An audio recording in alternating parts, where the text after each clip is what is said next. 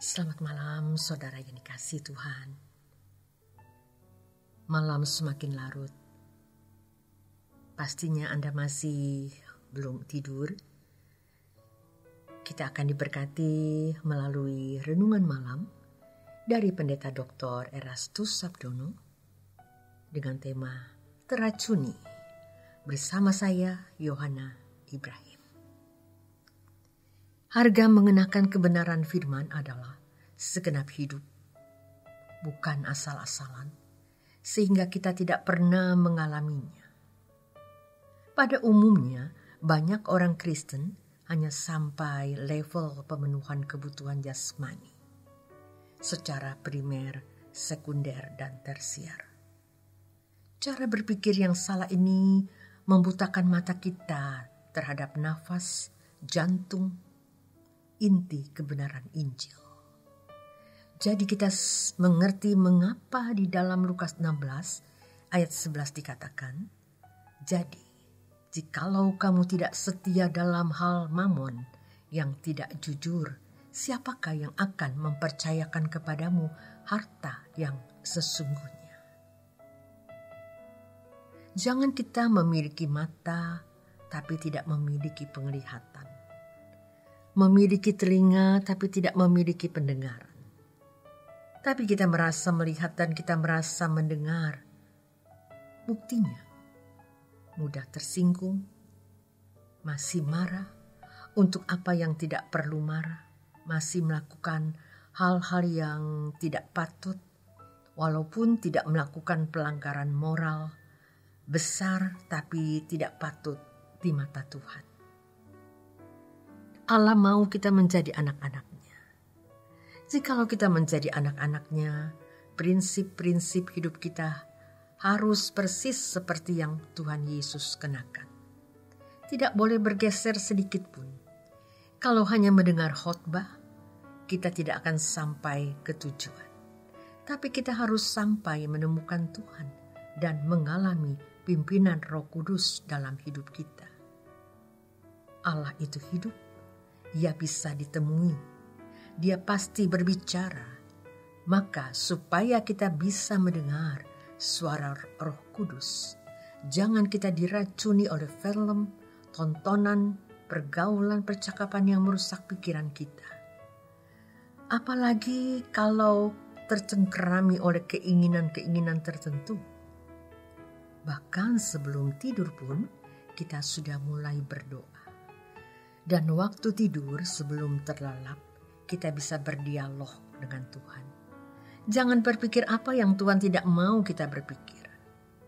Jangan sampai Tuhan menghardik dengan kalimat, kamu memikirkan apa yang dipikirkan oleh manusia, bukan apa yang dipikirkan oleh Allah. Kita diam. Nunggu apa yang Tuhan mau katakan. Allah merancang manusia untuk mewarisi kerajaan Allah. Kemuliaan bersama-sama Tuhan Yesus. Roma 8 ayat yang ke-17. Ironis, banyak orang tidak sanggup berpikir lagi. Sudah terlalu worldly, duniawi, materialisme. Sudah terlalu terpengaruh oleh cara berpikir duniawi. Sejujurnya kita juga sadar begitu.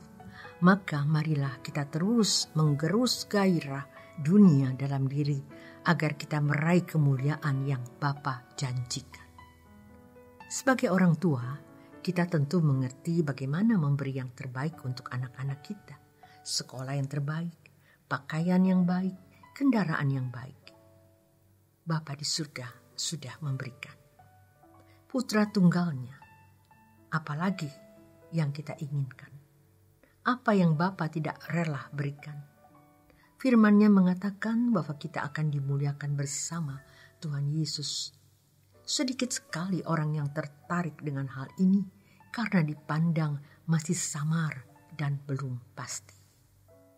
Jangan sampai kita menyesal di ujung hidup di mana sudah tidak lagi ada kesempatan. Maka kalau Alkitab berkata, asal ada makanan dan pakaian cukuplah. Itu bukan berarti kita tidak butuh fasilitas yang lain.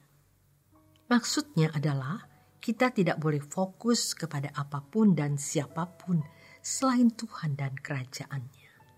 Yang lain adalah penunjang untuk mencapai target kita, yaitu dimuliakan bersama Tuhan Yesus. Kita harus memandang sebagai berkat yang berharga dan merasa sudah mewah ketika bisa makan dan minum. Karena kemewahan kita adalah kemuliaan yang kita akan peroleh. Sejatinya itu sudah kita miliki sejak di bumi kalau kita terus bertumbuh.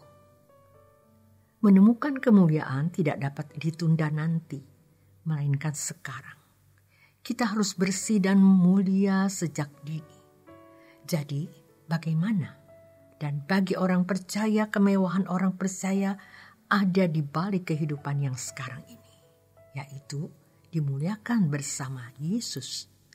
Sekarang yang harus kita perkarakan adalah bagaimana kita memiliki gaya hidupnya Tuhan Yesus yang mulia, sehingga kita layak dimuliakan karena faktanya. Sedikit orang yang hidup sebagai anak-anak Allah. Sedikit orang yang mau berjuang.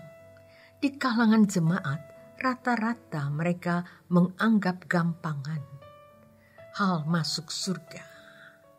Mereka menganggap gampang sekali. Tapi bagi orang Kristen yang dewasa, program kita ini bukan masuk surga saja, melainkan dimuliakan bersama Yesus. Rancangan Allah dalam hidup kita akan terpenuhi atau tergenapi kalau kita berjuang. Dimulai dengan menjadi orang baik dulu. Berdoa tiap hari. Baca Alkitab. Jangan kumpul dengan orang-orang yang tidak takut Tuhan. Selanjutnya, pasti Roh Kudus akan memimpin. Cara berpikir kita harus berubah total.